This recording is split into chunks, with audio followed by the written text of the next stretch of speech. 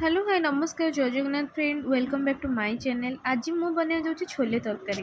तो से काली राति मु छोले को भल भाव में भिजेक रखी आ छोले गुड़ाक देखते केते बढ़िया भाव में मोर फुली जाइए। तो ये मु छोले और आलू को गोटे प्रेशर कुकर में भल भाव में सिझाक देदेवी आ सहित किसी गोटा मसला ये नेबी जमीक तेजपत्र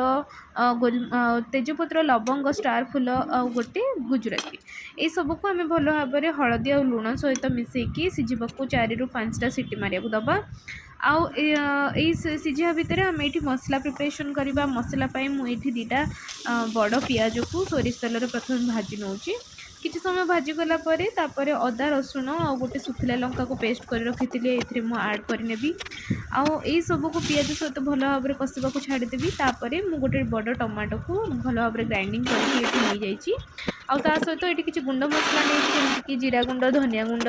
लंका गुंड आउ ता देहरे मु नहीं पान मधुरीर गुंड ये सब को भल भाव में कषा नहीं देबा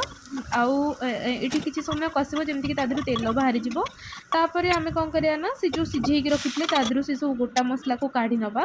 आउ ये छोले आलू और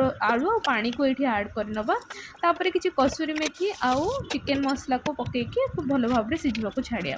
तो किसी समय सिझीगला होगला आमर छोले तरकारी आपको आम चना मसला तरकारी भी कही था आपको रुटी परोटा नान क्या सहित भी खाइले बहुत ही टेस्ट लगी था मोर बहुत ही टेस्टी होता आप निश्चित घरे ट्राए करूँ तो कमेंट सेक्शन में निहार जनातु रही जय जगन्नाथ।